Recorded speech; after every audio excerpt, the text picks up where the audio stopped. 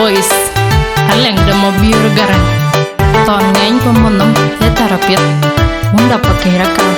abu dia ada deng de chul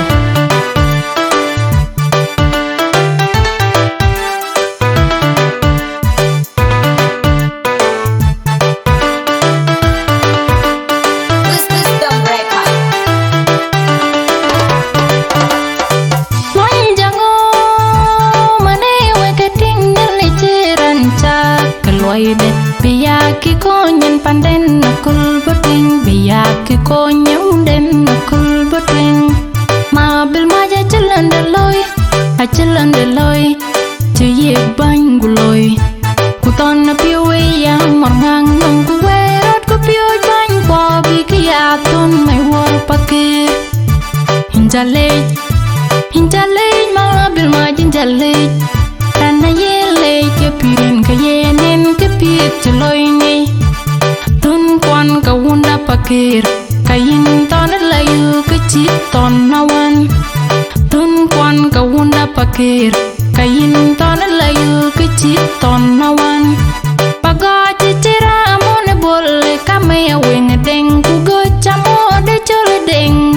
mading di tapin da mading kwadem dai na tim ku yang da jong nyen gut matiam kwale yai ku kwale dunda malit ku ma mere tona ding de pur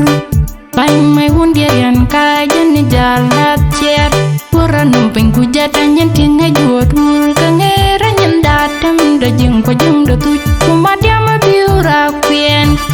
kwadeng di taku kemarial di takoi kucira ganya deng ke kaya tun mai wuta juot bir kwanang judit bo ke tuktor hangera dem de make ke dau ko jang de ngawan yan de kwereng yai kol de madam jol mayanda mulaye ku dawacar korong de gomba darong gomba mawandi di jang manggung garang dadem de pulbak udanong de diwagwang manyong mangga pakirunda kadina de kanang juru tergemaj nang de pawai ajeng di deng de gore wenda maro paciranya rege gitu nong nom kecola pon de deng ku majung de deng dajud makwena jang makweng ilung biot di juru wut pakir dirur ke kwala ton kwala kanti be kwerte ke makwenda wel makwe kulala gong di tilwal madung makwerilwet kumading di de kwerideng akon cawu dien ke muktar pake dit kugal tini ki gol dajang da majuk amaj pagweg lo wenge chamanon lo un mai mayam da maju kangi biok yu kadeng da lwal duot de gereng nit kudeng na rokaki kadeng da tem da majok ting wunda pake rikatiok hacin ton de wunda ya jal go bebe kiu pakida manyong da jaga cekwer tiuk